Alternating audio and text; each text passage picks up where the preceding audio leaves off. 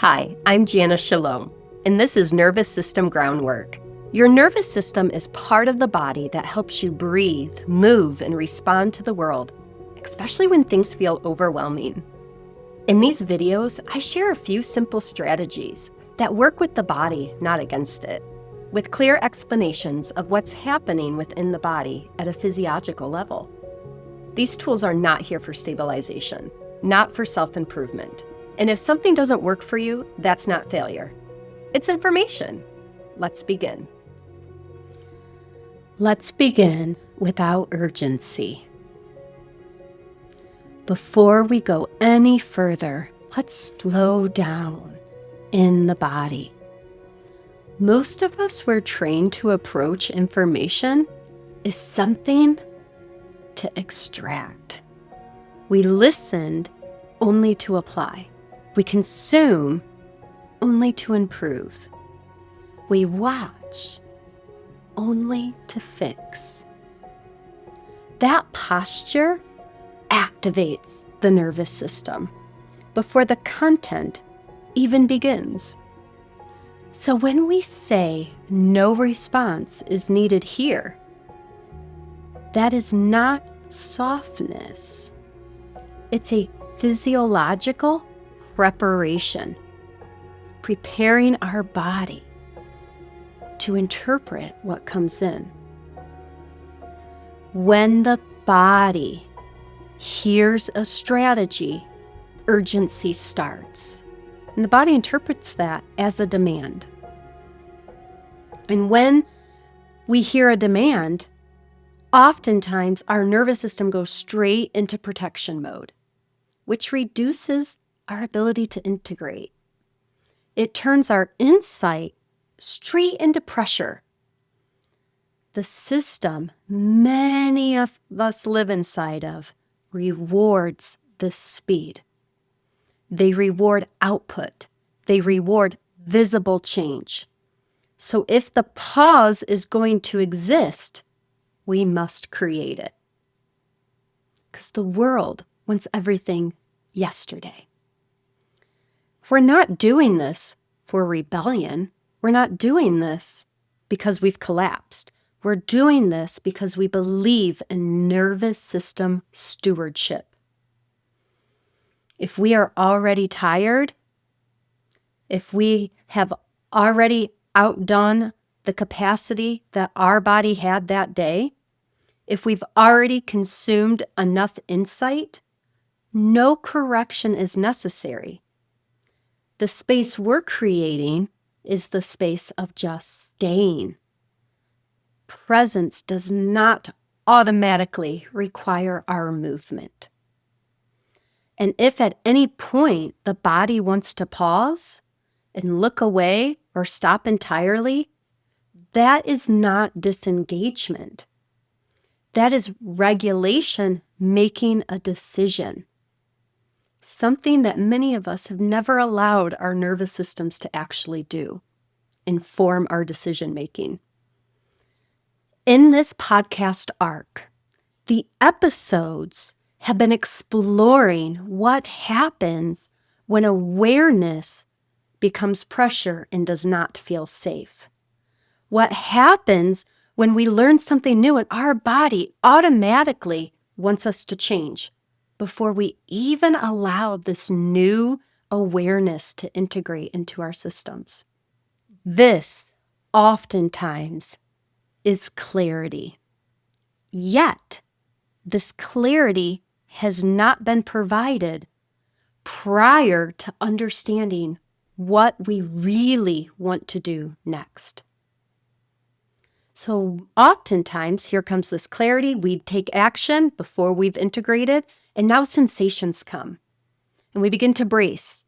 We begin to look for rewards. Am I going to be rewarded for what I did? And we start focusing on what am I going to do next? That is a reflex. A reflex that says, if we learn, we act. And we're here today to resolve that. Underneath that reflex is the survival spiral. When awareness appears, the nervous system assumes change must follow. Change historically has meant instability. So movement became the fastest way to regain control. If I'm doing, I'm useful. If I'm useful, I belong. Awareness used to mean explicit change. Change used to mean straight to uncertainty. Uncertainty went straight into mobilizing without our agency and without our choice.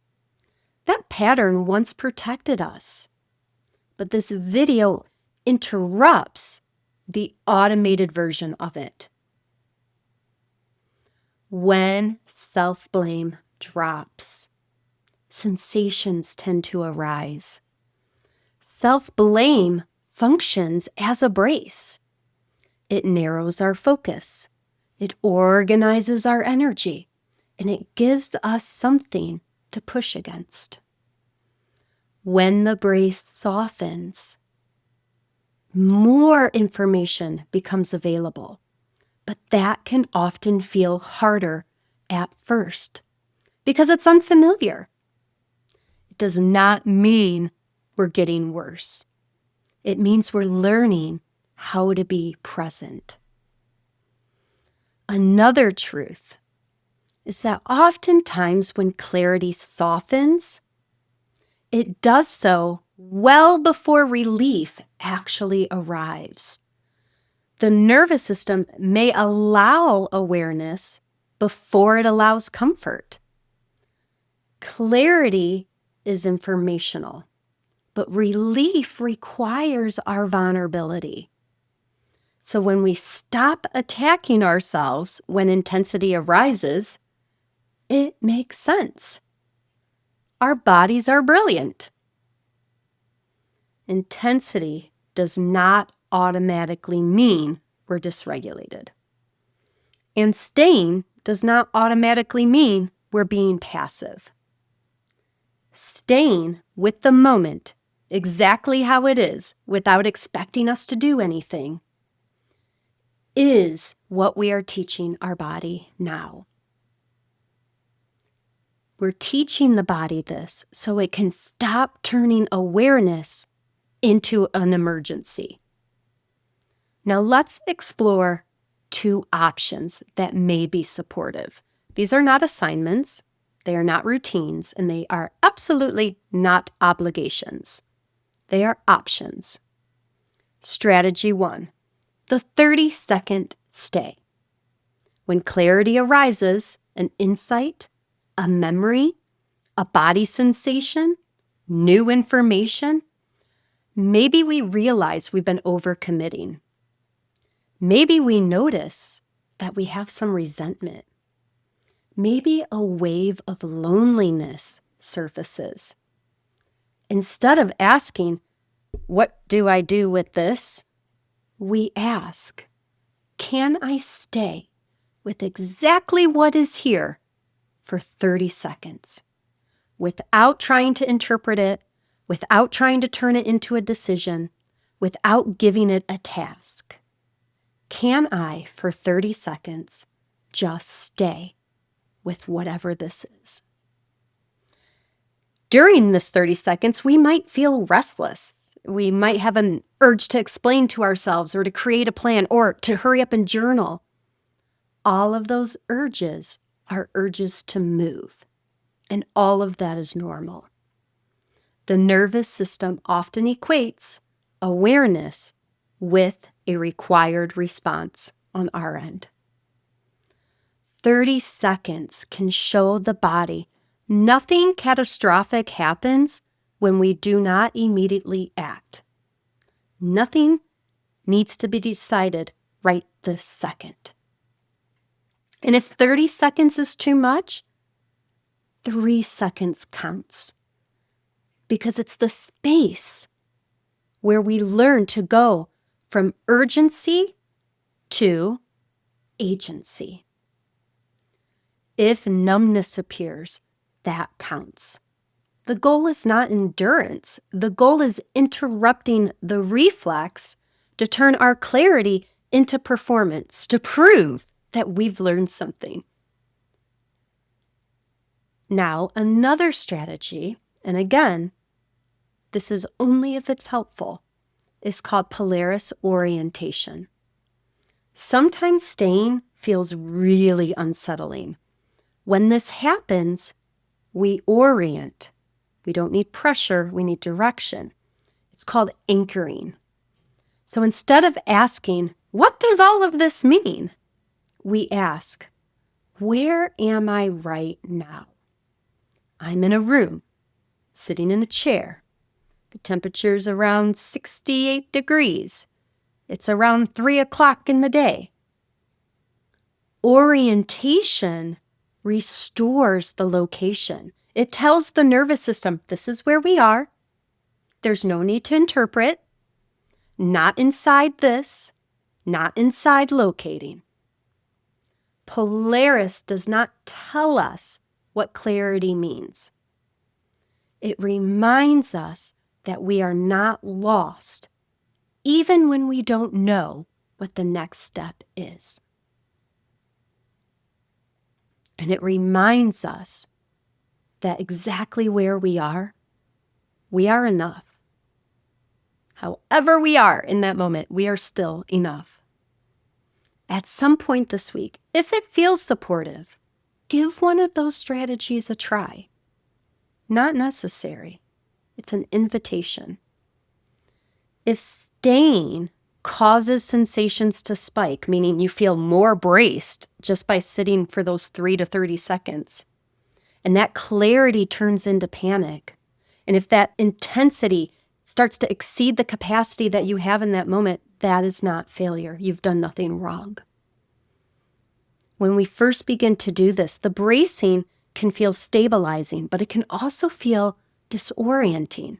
And that's okay. We're naming it. This feels disorienting. So we stop. And we name where we are. Stopping is not regression. Stopping is intelligent regulation. Some nervous systems require movement before stillness. Some nervous systems require co-regulation before solitude, regulating with someone else. Some require a distraction before they can be fully present. This space does not override our capacity or our reflexes, because the goal is not to stay at all cost. The goal is to dissolve the belief that awareness demands our immediate action. Because it is through staying that integration occurs. And when that integration occurs, now we have choice. If movement happens today, that is not betrayal. We are restoring choice. We are not enforcing stillness. We're learning how to stay intact with our inner and outer worlds' coherence while our clarity is sharpening. And that is not small.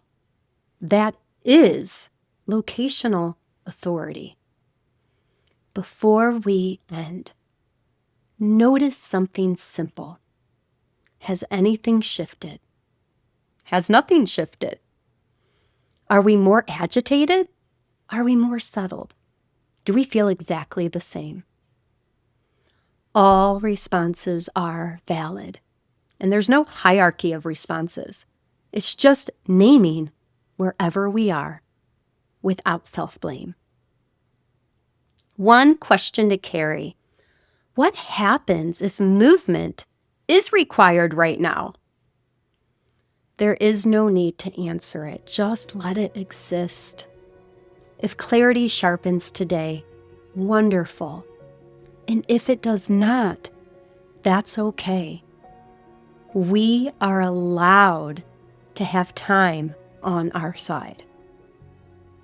Awareness does not require proof of transformation. Activation is not a deadline to produce something. Growth has timing.